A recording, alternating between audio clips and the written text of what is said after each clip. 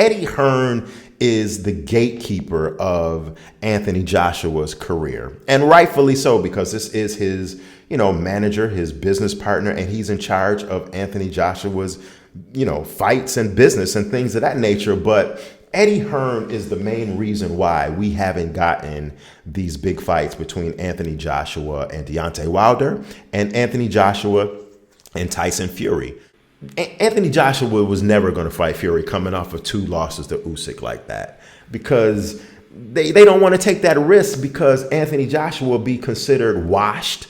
He will be considered a commodity that's not fruitful money-wise and business-wise with 3 losses in a row, both to Usyk and Tyson Fury. And let's call it for what it is. Anthony Joshua is Eddie. Eddie Hearn has other fighters that he's promoting for, so he'll be fine, absolutely. But Anthony Joshua is Eddie Hearn's bag, and Eddie Hearn doesn't want to mess up that bag financially, which is Anthony Joshua.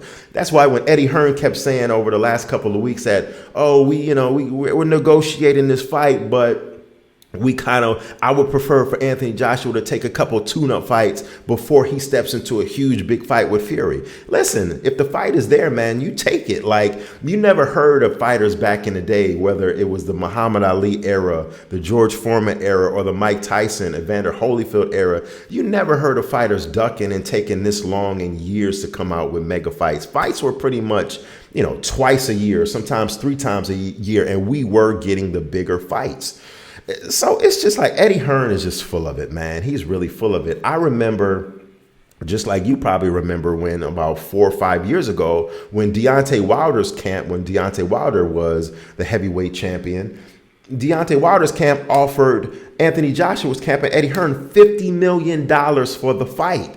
And they literally was BSing. They did excuse after excuse after excuse, like they did with Fury. And they turned that $50 million down because they did not want Anthony Joshua to take that loss even though Anthony Joshua had all the belts. They didn't want Anthony Joshua to look bad. And this is like the whole thing, is that they are protecting this man. Don't get me wrong. Let me call it for what it is. I like Anthony Joshua. I do. I like some of the things he says. I like what and some of the things the way he portrays himself, the statesman he is, and the way, I could have dealt with the rant he did in the ring after losing to Usyk. That was a bad look. But overall, I really like Anthony Joshua. I do. For real. Shout out to Anthony Joshua. But I feel like Eddie Hearn is babying Anthony Joshua. I mean, I don't know why at this point in his career he needs those big fights to not only prove himself that he's still a top dog, but I mean, the man has a bunch of losses under his belt. Andy Ruiz, Alexander Usyk, he needs these big fights. So I just don't understand it. And, Tyson Fury is clearly, one thing I love Tyson Fury is that he calls it like it is. Him and Pop Fury, his father, they get on these interviews with these publications and with these YouTube channels.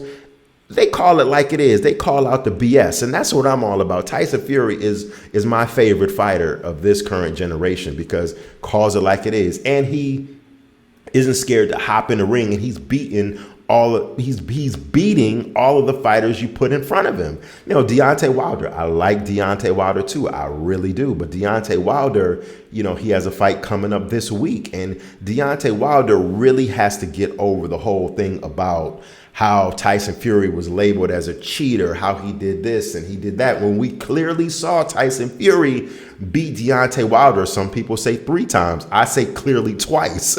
But we clearly saw how Tyson Fury beat Deontay Wilder 2 times in a row, bad, back to back. The first fight was, kind of debatable, but you could debate that too. So I'm not going to get mad at all for people say that Fury won that fight. Absolutely not.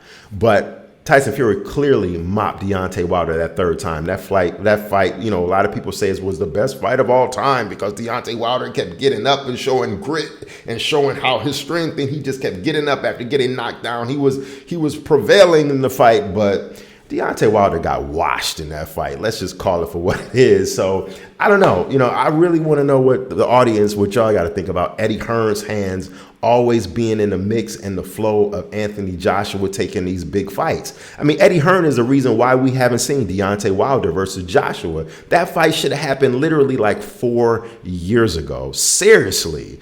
And by the time if these two fight, Deontay Wilder and Joshua, they're going to be older. I hate to say it, but we probably, if we get the fight, it'll probably be like 3 years from now. Both of these fighters will be older. Who knows what Deontay Wilder, what he's going to be looking like or whatever 2-3 years from now, when this fight should have happened in their prime, when both of them were champions of the world. I don't know. It's just crazy. The whole boxing world is just crazy. But I love me some Tyson Fury, and I love him because he stands up. He's a stand-up guy. He tells it like it is. He'll come out and tell it like it is. And that's why I love him and I love Pop Fury. Leave the comments in the comments section. Let me know what y'all think on this subject. This is the Entertainment for One, the Evil One podcast. I will check y'all later. Thank you for watching, of course. Peace. Have a great day.